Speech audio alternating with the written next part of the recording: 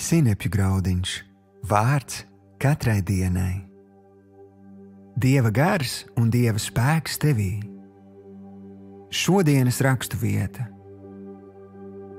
Bet tās, kas stiprina mūs un jūs Kristū, un kas mūs ir svaidījis, ir Dievs. Viņš mūs ir apzīmogojis un devis gara ķīlu mūsu sirdīs. 2. Korintiešiem 1. nodaļa, 21. un 22. pants. Šodienas pārdomas.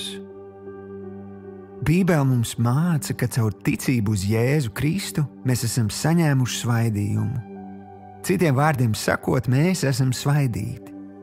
Iespējams, ka kādam vārds svaidīts saistās ar kaut ko nestabilu, taču Bībeles valodā būt svaidītam nozīmē būt piepildītam ar Dieva garu un Dieva spēku.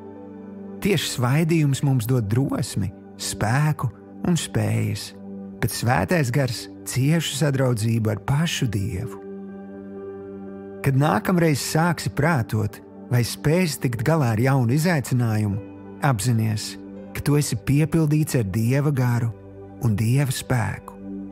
Atļauj svētajam garam uzjundīt tavu ticību un kvalificēt tevi panākumiem.